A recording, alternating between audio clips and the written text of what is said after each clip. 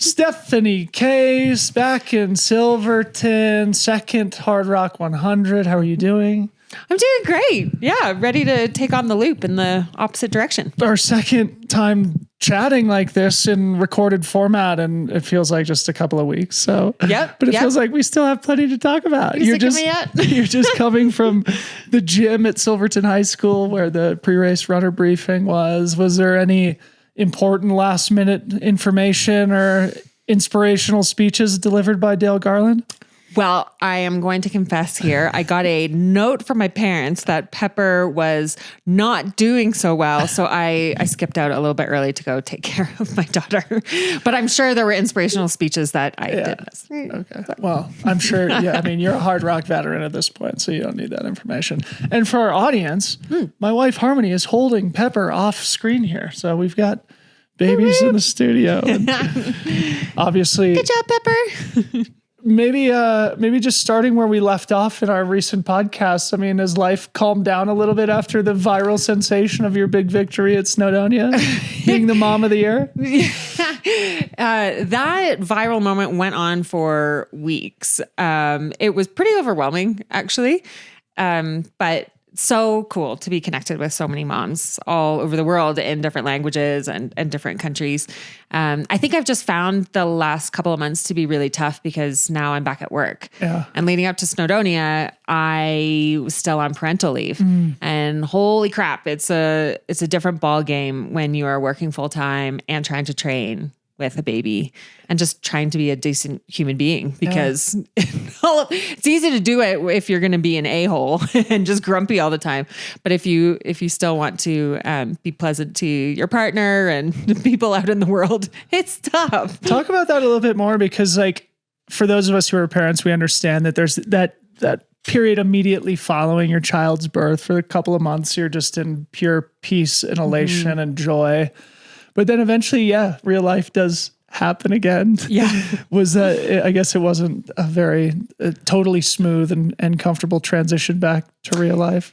I found it really hard to transition back to work. I was planning on taking some vacation time for the next few months to bring me up until the end of Hardrock. So I got pulled back into work a bit earlier than I thought. And I found it tough. I found it tough emotionally, logistically, all the things. It was just, it's so hard when you have like the most perfect, adorable, fun little kid sitting there to put yourself in front of a computer and do things that used to feel really important. And I'm sure are still really important, but your priorities just change as you know. Yeah. So I've really struggled to kind of keep it all together. And, it's been long days from 7 a.m. through until midnight, 1 a.m. in some cases. So keeping up the motivation for running has been harder than I anticipated. You're somebody who usually doesn't lack any motivation for running. But last time we talked on that podcast, just like a month ago, you said something to the effect of that you felt like, maybe the best you ever have as a runner, as a pure athlete. Has that remain the same, I guess, as you've navigated the transition back to work? I think I am feeling less confident about my running ability than I was during my post-Snowdonia win glow. I've just felt a lot more lethargic. It's been so much harder to fit the training in, and it just hasn't felt as good. Yeah. And so I've been checking back in with my coach, with Dr. Megan Roche, saying like, this feels terrible. And she's really helped me realize that, all of these life things that I'm dealing with, it's part of the training. It'll come forward in some way in the race. It'll probably have made me stronger, but I don't feel as good physically going into Hardrock as I did going into Snowdonia. The travel over here was pretty tough. I was traveling with Pepper on my own, and we had some diversions. So it ended up being 4 flights, 42 hours. And that's a bit rough. Yeah. And then I lost out on a day of acclimatization, and whether that makes a big difference in the end, probably not. But mentally, when you just want everything to go a certain way and it doesn't, you just have to roll with the punches. So yeah, I'm not really worrying now about the fact that my training hasn't felt good. And I'm just trying to get into happy mode, celebration mode, and get out there and enjoy the mountains. Yeah, it's going to be amazing. Yeah. Harmony mentioned the travel nightmare that you endured, something like 40 plus hours, a couple diversions, solo traveling international mom. Yeah. I'm sure the audience would be interested to hear some of the miserable details. If you don't mind sharing them, if it's not traumatic. No, we'll relive the trauma. So the original itinerary was 3 flights over. Originally, my partner John was supposed to be with me, but he forgot to block out the week of work. So something came up. So we'd already gone from Switzerland to DC, and we were on our way from DC to Denver, and then some weather came in and they shut the airport and the plane was out of fuel. So we got diverted to Grand Junction, and I really wanted to just get off the plane then, but the car seat, all of my race gear, everything was in the hold and I wouldn't be able to get it out. And by the time I made it back to Denver, the connection to Montrose was gone. All of the hotels were getting booked up. Shuttles were a nightmare. I mean, it was just one thing after another. And then the next day it just continued. It just continued. I've traveled a lot internationally to a lot of interesting places, and that kind of caught the attention, I think, of TSA. So I made it, but it did involve some pat downs and extensive searches. Well, you're here and it sounds like your parents are here now. So hopefully you've got a little bit of extra support. Yeah. And John is arriving. He'll get here probably at about 11 p.m. So, a full 7 hours before race start. Perfect. What's to complain about? Perfect timing. Yeah. So as I mentioned at the top, this is your second Hardrock. You finished second behind Courtney Dauwalter in 2022, which means by definition, you're going in a different direction here. So you're going to be a true Hardrocker. Share any important memories or things that you remember from 2022 that are specifically informing how you're approaching it this year, given that you do have some experience. Yeah, that makes it sound like I'm a lot more prepared than I actually am. I know now that I'm going to be nauseous. I know it's going to be hard to eat high up. But I also know that it's going to be fun. It's going to be freaking fun. Yeah. The thing about races in the US that we just don't get over in Europe is that we can have pacers. Yeah. I'm going to have company for half of this race, and I'm going to have Maggie Gooderl, and that's going to be just so stellar. We've done the same race a number of times together. Mm-hmm. One or both of us is usually puking. So I imagine that will continue. But just to be able to run alongside such a strong female runner as well, we're just going to have a blast out there. Yeah. And the volunteers who spend all of their time through the day, through the night, just being there to serve you the best gourmet buffet of food. I know what's coming and I am super excited. Yeah. So I'm just looking forward to all of that. But in terms of strategy, I don't know. I mean, I'm just gonna wing it.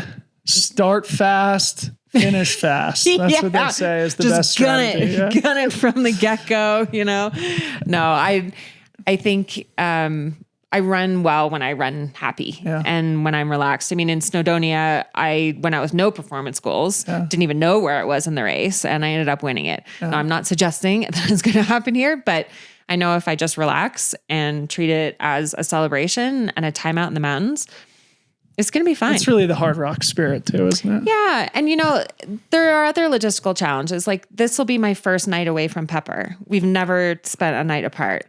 And I actually haven't been night running in years. So that's maybe going to be challenging, but I'm kind of interested to see how that goes and where that takes me mentally.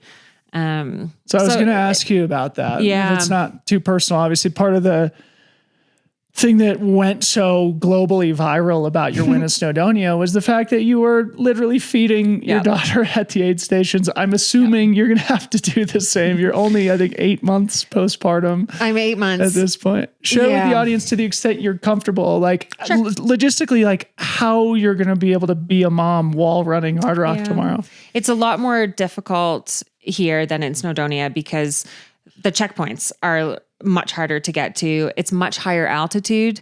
And I'll definitely be running through at least one night. Yeah. So I actually knew going into this that I was going to have to wean Pepper off a bit. I'm still breastfeeding, but definitely not to the same extent as Snowdonia, because I just knew I wouldn't get to see Pepper very much. I think probably I'll get to see her in Ure, but I think I'll probably be getting there like late at night anyway. So it's already pushing past her bedtime. Yeah.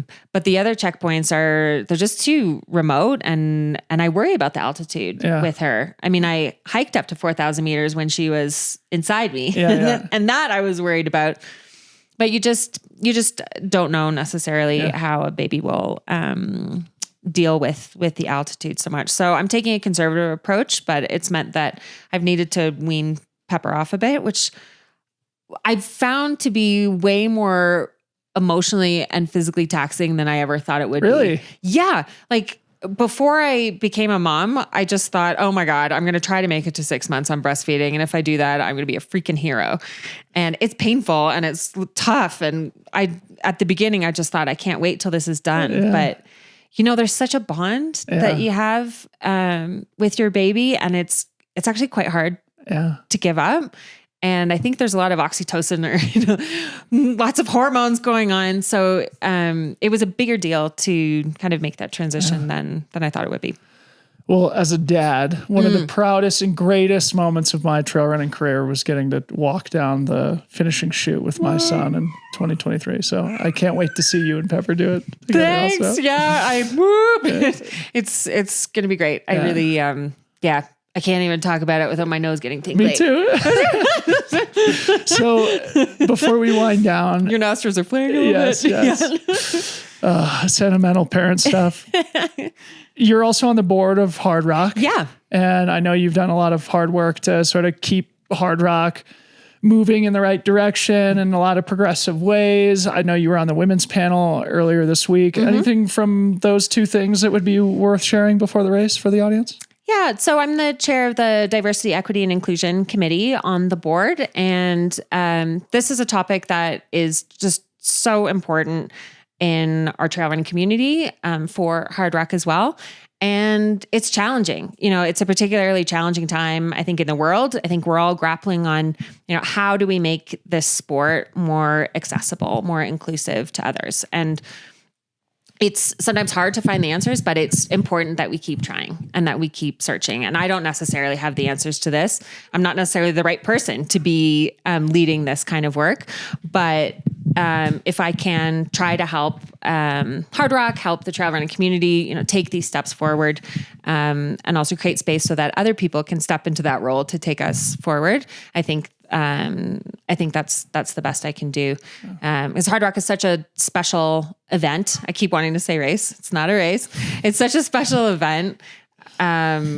And I think we all want everyone to be able to experience that. But the reality is that not everyone has an equal opportunity. Yeah. And so we're continuing to explore ways. We've made progress on the women's side, but there's a whole bunch of underrepresented groups that we don't see here. We don't see here to the extent that we should. And so we need to keep pushing the boundaries to also look at what other races are doing, to think about what we can do to lead in this space. And I'm pretty proud of that part of my contribution to Hardrock. Awesome. All right, final question for you. You're known for your viral catchphrases. Yeah. Get in the boat. When we did our podcast, it was, what if it all goes right? Yeah. You just coined a new one, which is closing the loop. Yeah.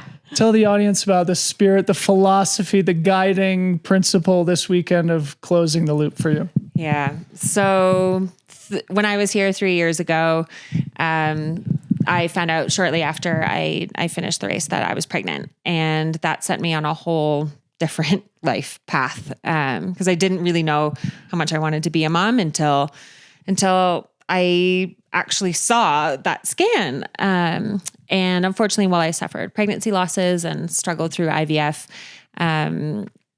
it, brought me to today where I have an 8-month-old daughter with me, and it just feels like it just feels incredible to be coming back to this place where it all started.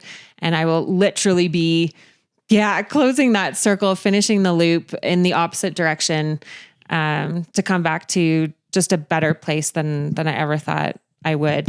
I do have another phrase for you though. Yes, please. For this weekend. Yes. I can't take credit for it, but I'm going to borrow it. Please. So, I was commentating for UTMB last weekend for Val d'Orem by UTMB. And for part of the commentary, I paired up with this woman, Margot, who is this amazing trail running photographer. Okay. And she told me, I think it was the French national championships. It was a 400 meter relay. So where they passed the baton. Yeah. Yeah. And, you know, out in front, I watched the final 400 meter lap. Okay. She showed me this on YouTube. Okay. So out in front, there were 3 women who were just miles ahead of everyone else, just leading. Okay. And the commentators were saying, oh yeah, no one will catch them. You know, this is going to be the top 3 winners. And then they pass the baton and we get into the final loop. Yeah. And then you see this woman starting to creep up and the commentators are looking and they're going, alors, peut-être, which means like, so maybe, or like, and maybe. And then she kept creeping up. Yes. Alors, peut-être. And then she ended up like winning. And it was just, you never know, right? Yeah. So like the run isn't over till it's over. I'm going here with no performance expectations. Yeah. We've got Katie Schide. We've got Manon. We've got Katarina. But as Margot told me, she said, alors, peut-être. Maybe. So, you know, but maybe. You never know. So that's kind of the French version of like, what if it all goes right? I love it. What a perfect place to close. Stephanie Case, good luck in your second Hardrock tomorrow. Can't wait to see you finish with Pepper. No, thank you so much. Cheers.